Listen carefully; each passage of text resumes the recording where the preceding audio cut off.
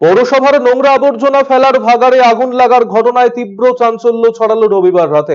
কালিয়াগঞ্জ পৌরসভার 17 নম্বর ওয়ার্ডের মহাদেবপুর এলাকায় অবস্থিত ভাগাড়ে রাতে আগুন জ্বলতে দেখেন স্থানীয় বাসিন্দারা। খবর দেওয়া হয় কালিয়াগঞ্জের দমকল কেন্দ্রে এবং পুরপ্রধান রামনিবাস সাহাকে। তৎক্ষণাৎ ছুটে আসে দমকলের একটি ইঞ্জিন। আসেন পুরপ্রধান রামনিবাস সাহা, স্থানীয় কাউন্সিলর বসন্ত রায়। দমকল কর্মীদের তৎপরতায় কিছুক্ষণের মধ্যেই আগুন নিয়ন্ত্রণে আসে। পুরপ্রধান রামনিবাস সাহা জানিয়েছেন, ভাগাড়ে কিভাবে আগুন লাগলো তা তদন্ত করে দেখা হচ্ছে, তবে আগুনে কারো ক্ষয়ক্ষতি হয়নি। হ্যাঁ, ঘন্টা খানেক আগে আমি আমার স্টাফের মারফত আমি জানতে পারি যে আমাদের 17 নম্বর ওয়ার্ডে যে ভাগাড় রয়েছে এই ভাগাড়ে আগুন লেগেছে। লাগার পর ধোঁয়া উঠছে। আমি, আমার 2 কাউন্সিলর, আমার স্টাফ সঙ্গে সঙ্গে আমরা আসি। আসার পর ফায়ার ব্রিগেড ডাকা হয়।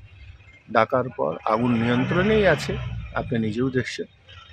আর সেরকম কোনো ব্যাপার নয়, আধা ঘন্টার মধ্যে আগুন নিয়ন্ত্রণে চলে আসবে, নিভে যাবে। ঘন কুয়াশার জেরে মর্মান্তিক পথ দুর্ঘটনা উত্তর দিনাজপুর জেলার ডালখোলায়। এই ঘটনায় দুমড়ে মুচড়ে গেল একটি যাত্রীবাহী ব্যক্তিগত গাড়ি। ঘটনায় গুরুতর আহত একজন। জানা গিয়েছে, রায়গঞ্জের বিন্দুল এলাকা থেকে ব্যক্তিগত গাড়িতে করে 5 জন কিষানগঞ্জ এলাকায় চিকিৎসার জন্য যাচ্ছিলেন। সে সময় ডালখোলার হরিপুর এলাকায় ঘন কুয়াশার জেরে দৃশ্যমানতা কম থাকায় আচমকাই সামনে একটি বাইক চলে আসায় সেই বাইকটিকে বাঁচাতে গেলে আচমকা একটি লরি সজোরে ধাক্কা মারে ওই গাড়িটিতে। এই ঘটনায় গুরুতর আহত হয় একজন। তাকে তড়িঘড়ি রায়গঞ্জ গভর্নমেন্ট মেডিকেল কলেজ হাসপাতালে নিয়ে আসা হয়। বাকিদের প্রাথমিক চিকিৎসার পর ছেড়ে দেওয়া হয়েছে। এখানে ছোট গাড়িটা যাচ্ছিল কিষানগঞ্জের দিকে, তার সামনে একটা বাইক পড়েছিল। বাইককে বাঁচাতে যেয়ে এবং তার পিছনে তার সাইডে যে 12 চাকা গাড়ি ছিল লরিটি, সে তার পিছনে মেরেছে। যে এইরকম ব্যবস্থা হয়েছে।